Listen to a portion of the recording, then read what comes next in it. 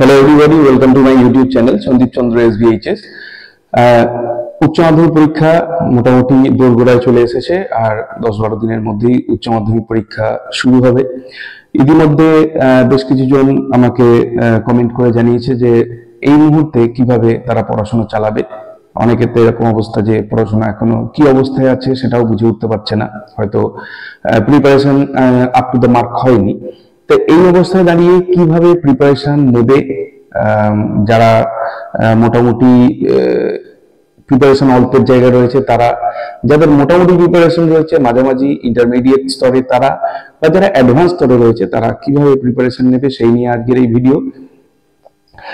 যদিও আমি যে বিষয়টা নিয়ে বলবো সেটা হচ্ছে ইংলিশ, যেহেতু এটাই আমাদের সাবজেক্ট এবং অন্যান্য সাবজেক্টের টিচাররা তারা অন্যান্য বিষয় সম্পর্কে বলবে। ইন জেনারেল যদি সকল বিষয় নিয়ে বলতে হয় তাহলে আমি অবশ্যই বলবো যে এই 10-12 দিনের জন্য তোমাদের একটা স্পেসিফিক রুটিন করে নেওয়া দরকার, যে রুটিন অনুযায়ী তোমরা পড়াশোনাটা করবে। কারণ দিনগুলো কিভাবে যে চলে যাবে বোঝা যাবে না যদি আমরা রুটিন অনুযায়ী নিজেদেরকে শিডিউল করি। যেভাবে আমি প্ল্যান করেছি যে আজকে বাংলা দেখবো, বা এই টাইম থেকে এই টাইম বাংলা দেখবো, এই টাইম থেকে এই টাইম ইংলিশ দেখবো, এই টাইম থেকে এই টাইম আর্টসের যে সাবজেক্টগুলো আছে দেখবো, যেগুলো সকালের দিকে যেগুলো মুখস্থ করার বিষয় সেগুলোকে রাখবো, বেলার দিকে যেগুলো লেখা বা টেস্ট পেপার সলভ করবার মতো যদি কিছু থাকে, নিজের যে এক্সারসাইজ তৈরি করবার মতো যদি কিছু থাকে, লিখে অভ্যাস করার মতো যে কাজগুলো সেগুলো আমরা বেলার দিকে রাখবো। এরকম ধরনের ব্যাপার নিজেদেরকে কিন্তু একটা রুটিন তৈরি করে নিতে হবে। সেই অনুযায়ী কিন্তু এই আগামী 10-12টা দিনকে যদি আমরা প্রস্তুতি নিই তবেই গিয়ে আমরা একদম পরীক্ষার আগের দিন একদম ঠিকঠাক প্রিপারেশনের জায়গায় পৌঁছাতে পারবো। অবশ্যই পরীক্ষার 2-1 দিন আগে থেকে, মানে বাংলা পরীক্ষার একদিন আগে থেকে অন্তত বাংলাটাকেই আমাদের প্রস্তুতি নিতে হবে।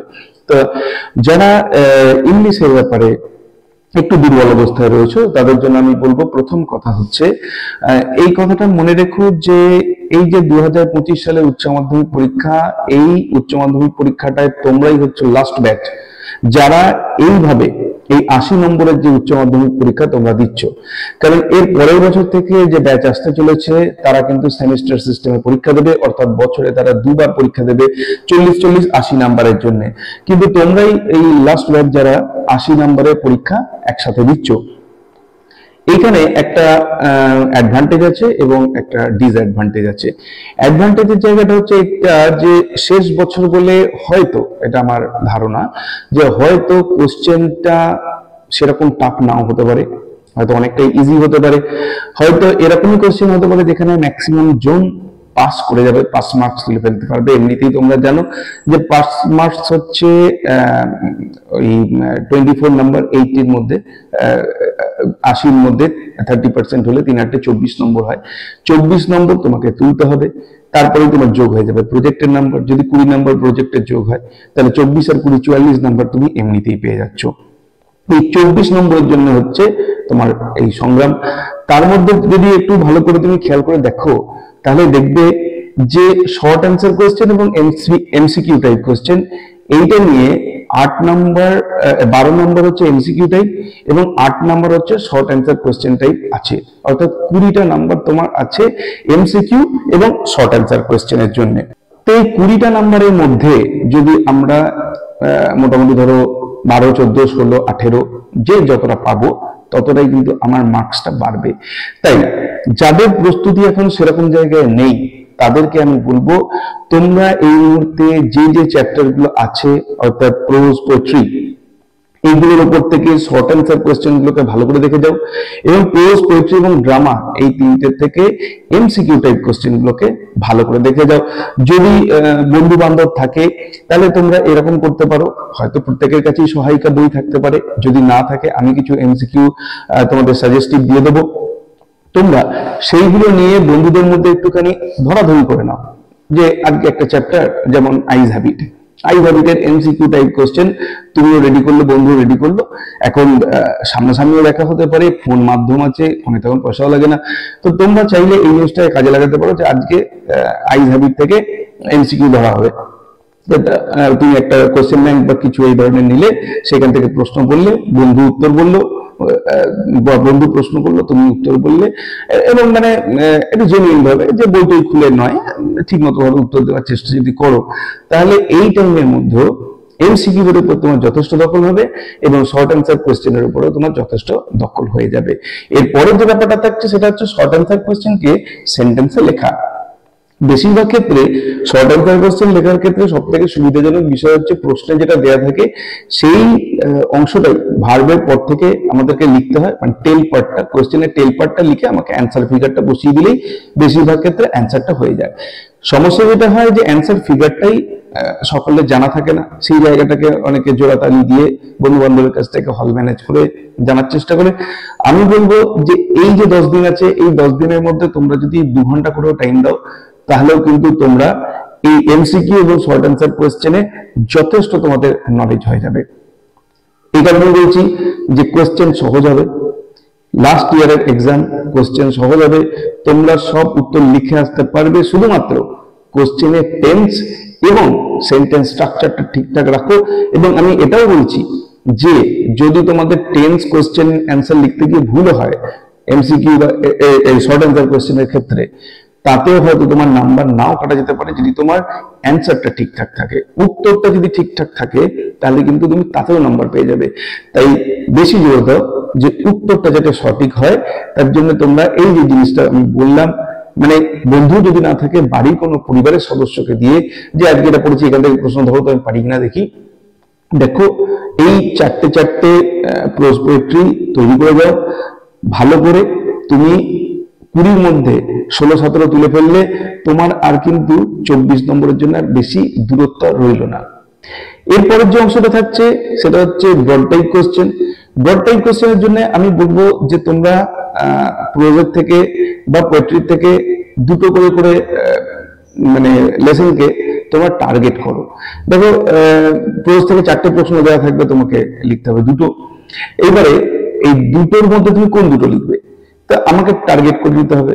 তুমি ধরো তোমার আই হ্যাবিটটা বেশি পছন্দের, এদিকে হয়তো 3 কোয়েশ্চেনটা বেশি পছন্দের, তুমি ওই দুটোর উপর থেকে বেশিরভাগ দেখো। আরো একটা বিষয় আমি বলি, এখনকার যদি তুমি বড় কোয়েশ্চেন বা 6 নম্বর কোয়েশ্চেনের ট্রেন্ড ফলো করো, বেশিরভাগ ক্ষেত্রে 2+2+2, 1+2+1+2, 4টে 1+1+2 এরকম ধরনের কোয়েশ্চেন। সুতরাং যদি তুমি শর্ট অ্যান্সার কোয়েশ্চেন ভালো করে যাও তাহলে তুমি ব্রড টাইপও লিখতে পারবে। এবং সেখানে কি ওই শর্ট কোয়েশ্চেনই 4টে কোয়েশ্চেনকে শুধু পরপর প্যারা চেঞ্জ করে লিখে দেওয়া, 6 পাবে। কিন্তু যদি একটা 6 নম্বরের কোয়েশ্চেন ধরো একটা টাইটেল, এরকম একটা কোয়েশ্চেনকে যদি তুমি অ্যাটেম্প করো তাহলে কিন্তু কত পাবে? 3, 3.5, 4। কারণ বড় কোয়েশ্চেন লিখতে গেলেই টেন্সে ভুল হবে, স্পেলিং এ ভুল হবে, কনস্ট্রাকশনে ভুল হবে, সেইখানে তোমার মার্কস কিছু বাদ যাবেই। তুমি হয়তো ভাবছো আমি সব ঠিক লিখে এসেছি, সব ঠিক হবে না। লেখার ক্ষেত্রে পরীক্ষার হলের একটা সমস্যা থাকে, হয়তো ভাবছো লিখেছি হয়তো লেখা হবে না, এরকম কিছু কেস থেকেই যায়, যার জন্য 100% গ্যারেন্টি কেউ দিতে পারে না। কিন্তু যদি শর্ট অ্যান্সার কোয়েশ্চেন করা থাকে আর এই যদি পার্ট মার্কিং কোয়েশ্চেনে যদি তুমি অ্যাটেম্প করো তাহলে কিন্তু তুমি এখান থেকে 6 পেয়ে যাবে। তো তোমরা এখানে কাজ কি করবে যে দুটো চ্যাপ্টারকে টার্গেট করবে।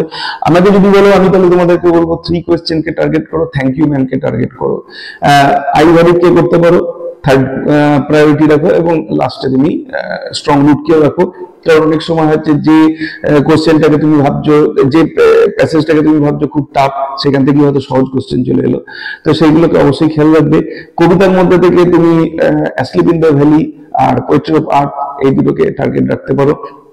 ড্রামা থেকে তো আমাদের করতেই হবে। ড্রামার ক্ষেত্রে আমরা আগের বছরে যেগুলো পড়েছিল, যদি হান্টিং ডগস পড়ে থাকে এবার আমাদেরকে অক্সেন মিডোজ রাখতে হবে। আগের বছর যদি চুরিবাবের ক্যারেক্টার পড়ে থাকে তাহলে এই বছরে নাতালিয়া আল্লোমোভের ক্যারেক্টারকে করে রাখতে হবে। ক্যারেক্টার একটা করতেই হচ্ছে, তো এই জিনিসগুলো খেয়াল রাখতে হবে। গ্রামার তোমাকে আমি বলবো যে বিগত আমি একটা তো সাজেস্টিভ দিয়েছি, আরো দেব। বিগত 5-6 বছরের গ্রামারকে যদি তুমি দেখে যাও, শিওর শট যে এখান থেকে তুমি কমন পেয়ে যাবে। কোনো টিচারকে, কোনো টিচারের সাজেশন কিছু লাগবে না, তুমি নিজেই যথেষ্ট। যে কোনো কোয়েশ্চেন ব্যাংকের পেছনে 5-6 বছরের গ্রামারের কোয়েশ্চেন দেওয়া থাকবে, সেইখান থেকে তুমি একটা খাতায় এই 5 বছরের গ্রামার গুলোকে পরপর লিখবে, লিখে তুমি ভালো করে দেখে যাবে। আমি তোমাকে বলছি যে সেইখান থেকে তুমি তোমার অ্যান্সার করবার মতো গ্রামার পেয়ে যাবে। আমি এটা বলছি না যে তুমি 6টায় ঘটাই পারবে, কিন্তু 6টা থেকে যদি তুমি 4টেও পারো তাহলে কিন্তু তোমার অ্যাডভান্টেজ, এবং 4টে যেটা পারবে সঠিক পারবে। আর্টিকেল প্রিপোজিশনের ক্ষেত্রে কিছু বলা যাবে না, কারণ আর্টিকেল প্রিপোজিশন বিভিন্ন সময় বিভিন্ন ধরনের আসে, তবুও 5-6 বছরে করলে হয়তো পেলেও পেয়ে যেতে পারো। নেক্সট যে টপিকটা সেটা হচ্ছে আনসিন। আনসিন, এইচএস এর আনসিন যথেষ্ট সোজা হয়, এখানে শুধুমাত্র তোমাকে লিখতে হবে ট্রু আর ফলস। সুতরাং আনসিন প্যাসেজটা পড়তে থাকবে। বেশিরভাগ ক্ষেত্রে দেখা যায় যেটা যে ওরা প্রথম যে ট্রু ফলসটা যেখান থেকে সেট করে, পরের ট্রু ফলসটা প্যাসেজের তার পরের অংশ থেকে সেট করে। সুতরাং প্যাসেজ দেখতে থাকো এবং ট্রু ফলস কে দেখতে থাকো, মানে ট্রু ফলস এর কোশ্চেনটা দেখো, প্যাসেজে গিয়ে ওই লাইনটা খোঁজার চেষ্টা করো, দেখবে মোটামুটি পরপর পেয়ে যাবে। আর 2 নম্বরে যে 3টে কোশ্চেন থাকে সেই কোশ্চেন গুলো মোটামুটি এইভাবে পাবে, যে প্রথম যে কোশ্চেনটা যদি ফার্স্ট 3-4টে লাইনের মধ্যে থাকে, পরের কোশ্চেনটা তারপর থেকেই থাকবে, কখনো কখনো একটু আপ ডাউন হয়ে যায়, কিন্তু বেশিরভাগ সময় ওরা ক্রোনোলজিক্যালি জিনিসটা দিয়ে দেয়। আর এই ক্ষেত্রেও 2 নম্বর কোশ্চেন গুলো লেখার ক্ষেত্রেও যারা অ্যাকর্ডিং টু কোয়েশ্চেন লিখবে তারা তো ফুল মার্কস পাবেই।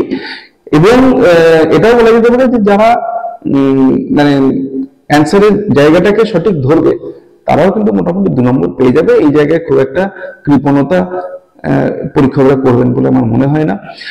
এরপরে থাকছে যে রাইটিং সেকশন, 3টে রাইটিং থাকবে, একটা লিখতে হবে। প্রেসি যদি জানো তাহলেই লেখো, নাহলে কিন্তু লিখো না। কারণ বিগত বছরগুলো দেখা গেছে যে ছাত্ররা ভাবছে হয়তো যে প্রেসি ছোট জিনিস, এতে হয়তো 10 নম্বর পাওয়া যাবে না, তো গোটা যে প্রেসিটা আছে সেটাকেই তারা লিখে দিয়ে চলে আসছে, এটাতে কিন্তু নাম্বার পাওয়া যাবে না। এখন খাতা সেরকম ভাবেই দেখা হয়, যে যেখানে তুমি যদি ভাবো যে গোটা প্রেসিটা আমি লিখে দিয়ে আছে, স্যার কি আর দেখবে, নাম্বার দিয়ে দেবে, ঠিক কিছু তো পাবো, 2-3 পাওয়া যাবে না। ফুল প্রেসি লিখলে কিন্তু কেটে 0 দিয়ে দেবে। আমাকে প্রেসি লিখতে গেলে টাইটেল লিখতে হবে এবং মূল অংশগুলোকে নির্বাচন করে সেইগুলোকে দিয়ে একটা করে সেন্টেন্স করতে হবে। যদি সমস্যা হয় রিপোর্ট বা লেটার লিখবে। লেটার নিয়েও যদি সমস্যা হয় সব থেকে বেস্ট হচ্ছে রিপোর্ট লিখো। রিপোর্টের জন্য দেখবে আমি একটা ফরম্যাট করে দিয়েছি, মোটামুটি খুব সহজ রিপোর্টই এবার পাবে। এর আগে একবার ইন্ডিপেন্ডেন্স ডে সেলিব্রেশন এসেছিল, অ্যানুয়াল ফাংশন এসেছিল, ওই টাইপেরই কিছু একটা কিন্তু পাবে। রিপাবলিক ডে হতে পারে, অ্যানুয়াল স্পোর্টস হতে পারে, অ্যানুয়াল ফেস্ট হতে পারে, ব্লাড ডোনেশন ক্যাম্প হতে পারে, ট্রি প্ল্যান্টেশন হতে পারে। মানে খুব মারাত্মক শক্ত কিছু হবে বলে আমার মনে হয় না, কারণ শেষ বছর এই হিসাবে বলছি।